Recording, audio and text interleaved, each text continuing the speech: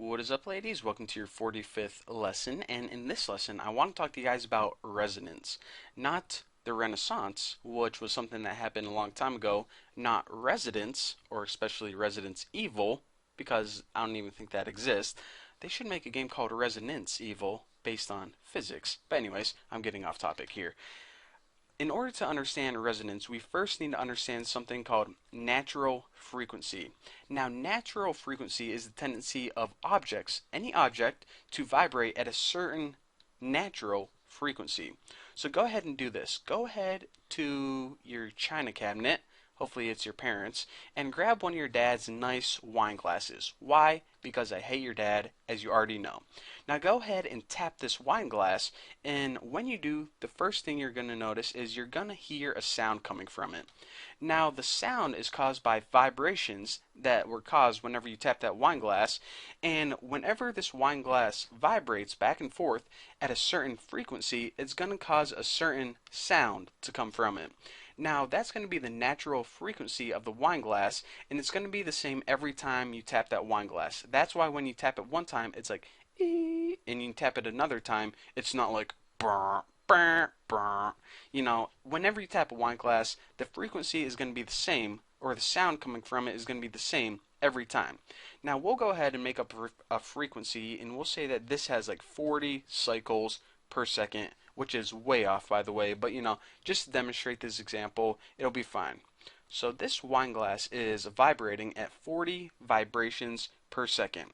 So why did I say that? Well, I needed to show you guys what natural frequency is in order to describe resonance. Now what resonance is when you have two objects, and when one object vibrating, we'll say wine glass A, causes another object to vibrate at its natural frequency. Okay, so does that mean that if I had two identical wine glasses, A and B, then what I could do is I could tap A, cause it to vibrate, and that would cause wine glass B to vibrate? What the heck is going on? Well, actually, that is exactly what I mean, and that's what resonance is. Again, one last time. When one object vibrating, in this case, wine glass A, causes another object to vibrate, in this case, wine glass B, at its natural frequency. Now, a cool experiment was done by Mythbusters. I don't know if any of you guys watch Mythbusters, but, well, without going too in depth about Mythbusters, they took this wine glass and they wanted to see if you could break it by just. You ever see the commercials where opera singers like go, ah, and like they break someone's glasses or the wine glass? Well, they wanted to test this basically. So they took a wine glass, right like this, looked very similar to that. Let me draw a little bit better. Well, that's a little bit worse.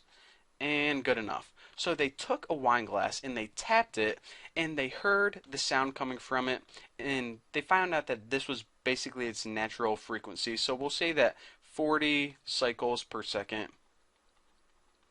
Close enough. So what they did then is they got another sound source, such as a speaker. Let's see how good I can draw a speaker.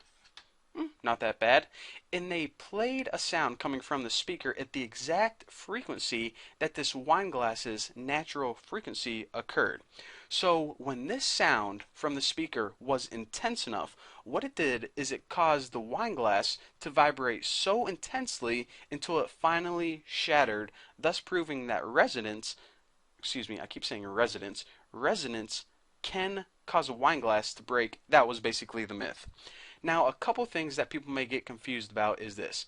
First of all, notice that every sound, for example, if you played your favorite band, Counting Crows, Red Hot Chili Peppers, every sound coming from this speaker right here is going to cause the glass to vibrate a little bit. Why is that?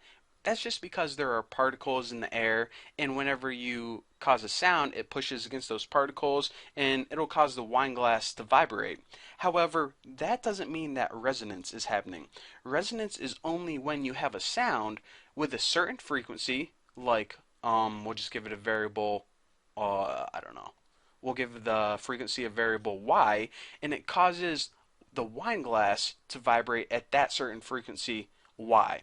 So only when you have the source vibrating at a certain frequency, and it causes another object to vibrate at the same frequency, aka its natural frequency, does resonance occur, not just whenever you have a sound and it's making something else move, like yelling into your computer desk or something like that.